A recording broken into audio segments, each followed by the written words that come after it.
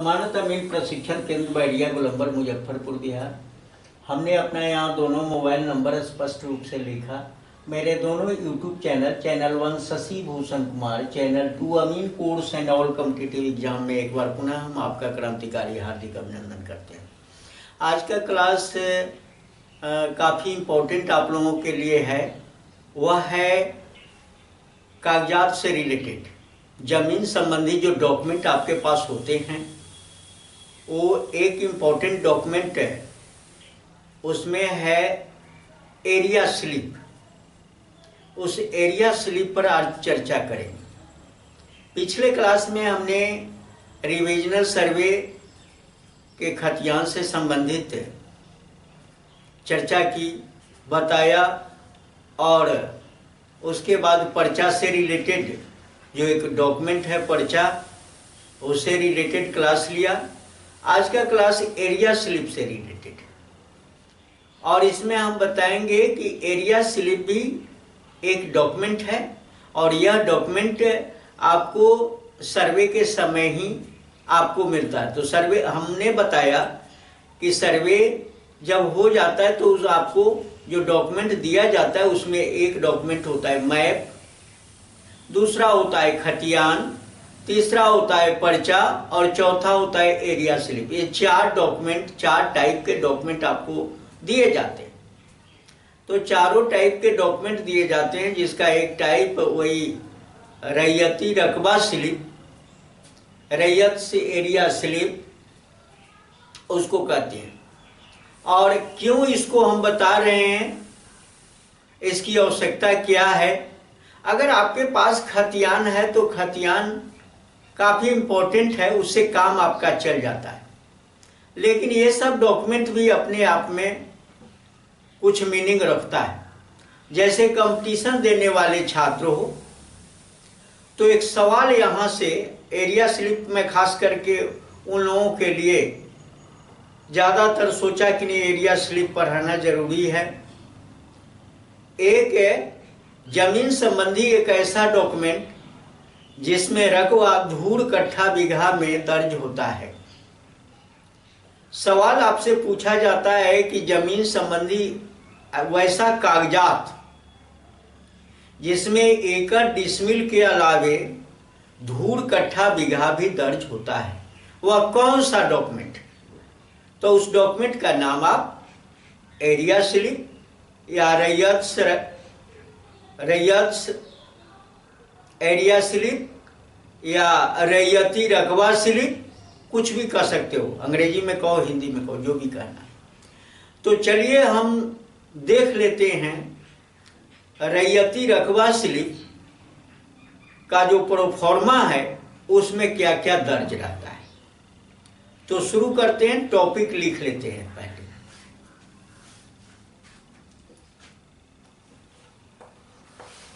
रैयती रकबा स्लिप।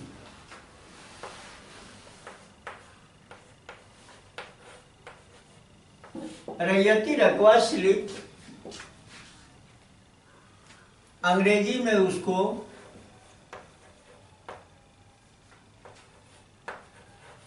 रैयत एरिया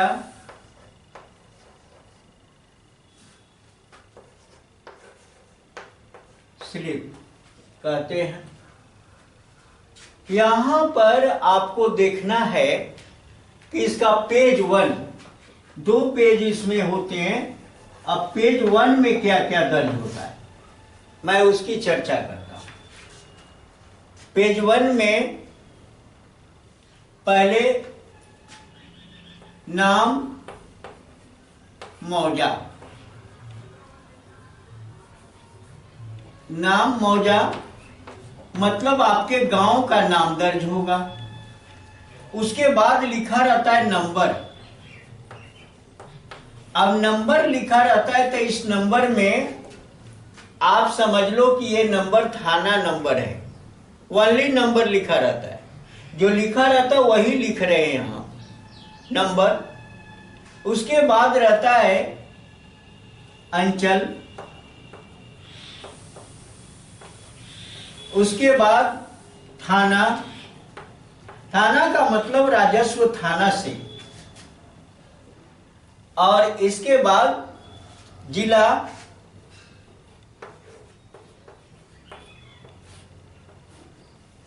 और इसके बाद लिखा रहता है खतियान का सिलसिलेवार नंबर, खतियान का सिलसिलेवार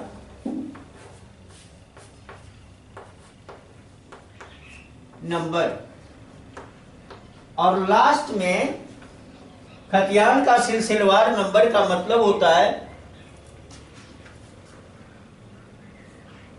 इसका मतलब होता है खाता नंबर। ब्रैकेट में लिख दे रहे हैं खाता नंबर, खाता नंबर, और लास्ट में रहता है आसामी का नाम,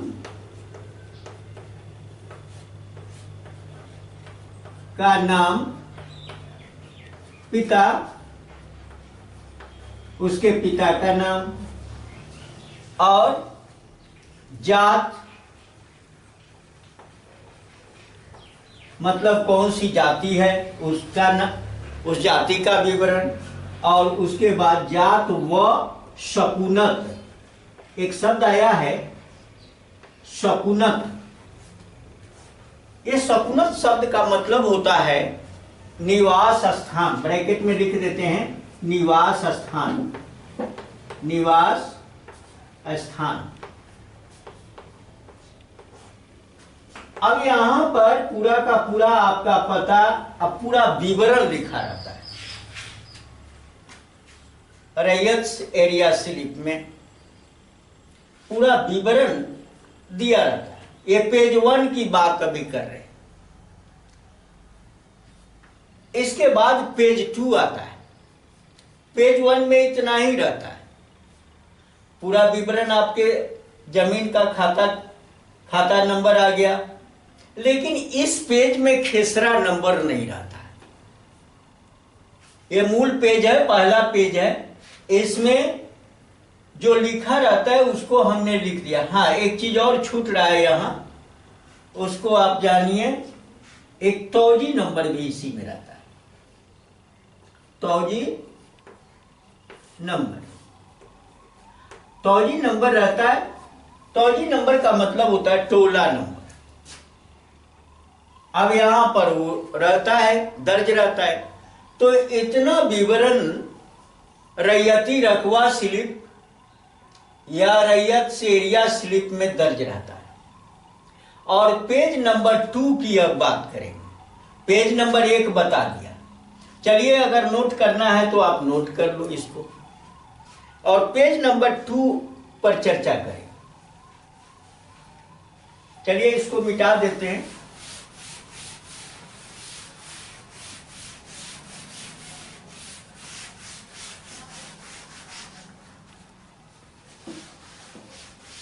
अब इसका पेज नंबर 2, उस पर क्या दर्ज रहता है? पेज 2 में आप देखेंगे कि सबसे ऊपर एक रहता है ये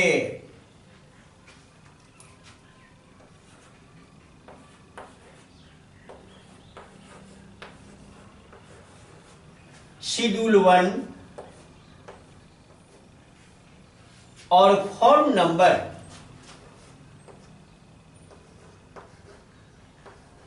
फॉर्म नंबर 64 ये दर्ज रहता है सेकंड पेज में। और इसके बाद यहां पर प्लॉट नंबर, इसको कहते हैं खेसरा नंबर।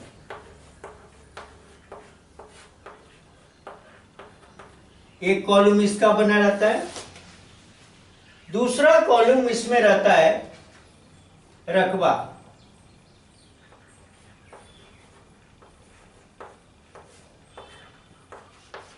एरिया।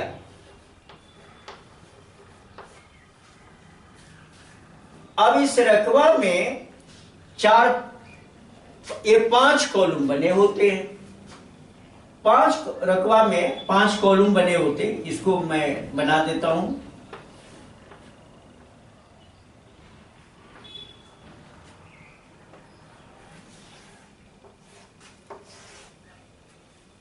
एक है इसका पहले एकड़ वाले खंड में ए लिखा रहेगा और यहां पर ए लिख के एकड़ का शॉर्ट रूप।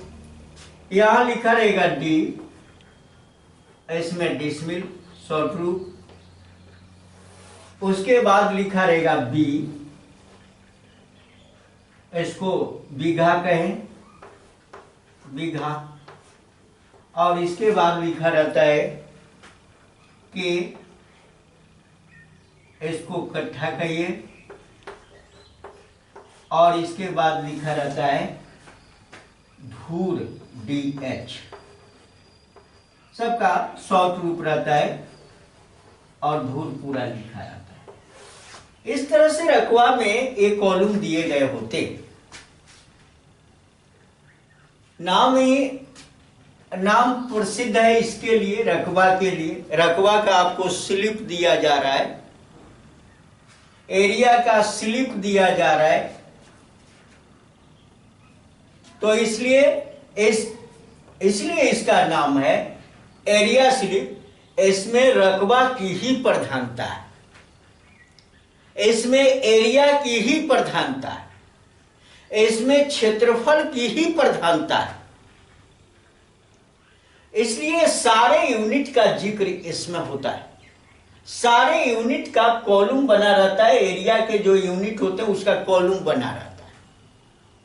और ये 5 कॉलम निश्चित रूप से एरिया स्लिप में बने होते हैं। एकड़, डिसमिल, बीघा, कट्ठा, धूर। इसलिए कंपटीशन देने वाले स्टूडेंट से पूछा जाता है कि वह जमीन का कौन सा डॉक्यूमेंट है जिस डॉक्यूमेंट में बीघा, कट्ठा, धूर का विवरण दिया रहता है। तो बंधु आप इस डॉक्यूमेंट का नाम बताएंगे, रैयती रकबा स्लिप या रैयत एरिया स्लिप, ये बताएंगे तो आप सही पोजीशन पर जाइए। बहुत लोग भूल करते हैं, कहते हैं कि केवाला पेपर।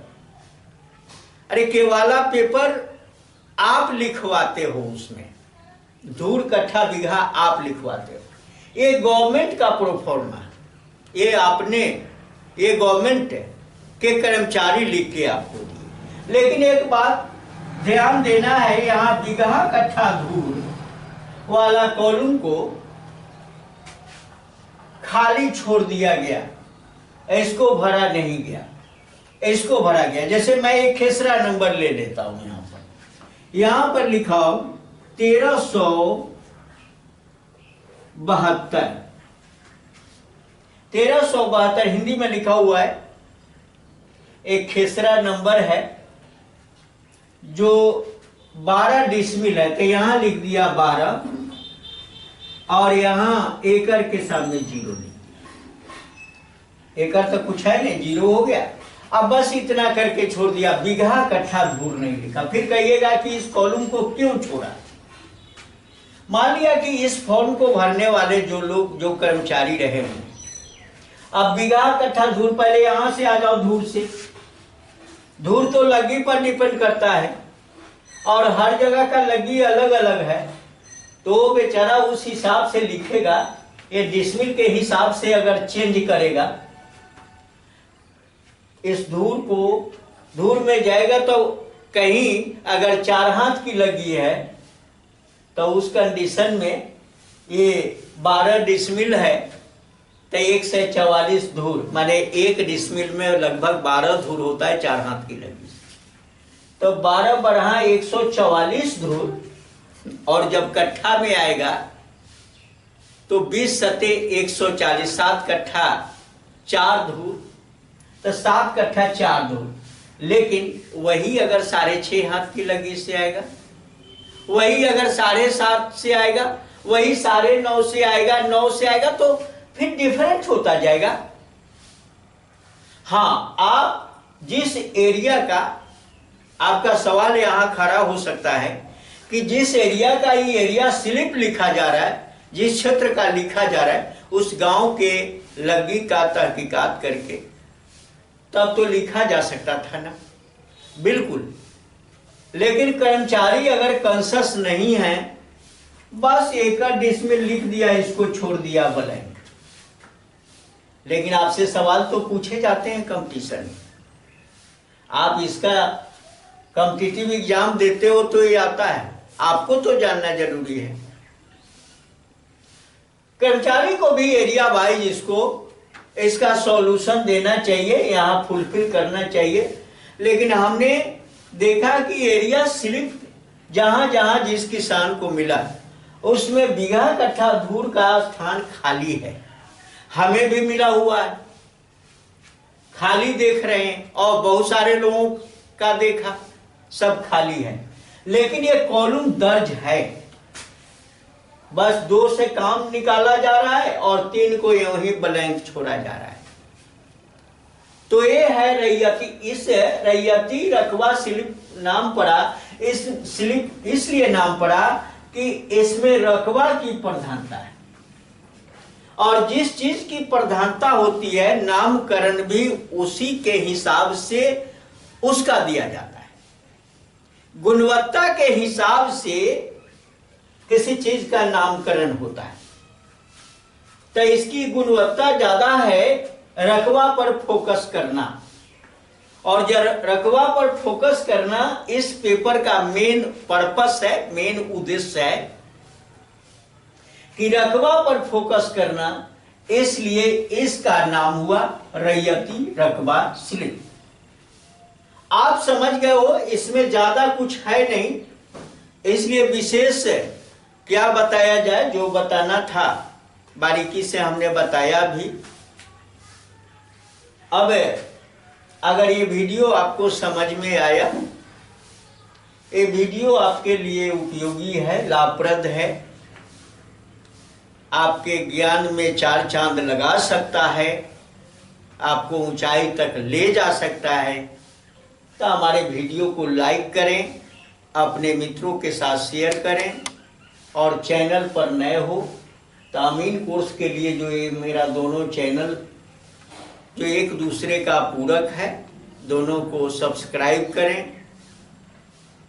और अगर ऑफलाइन ट्रेनिंग सेंटर पर हमारे साथ रहकर ट्रेनिंग करना है तो संपर्क सूत्र मोबाइल नंबर मेरा दिया हुआ है, संपर्क करके प्रत्यक्ष रूप से रूबरू होकर यहाँ ट्रेनिंग करें और अपने क्षेत्र में जाकर मापी करके पैसा कमाएं। बहुत बहुत धन्यवाद। जय हिंद, जय भारत।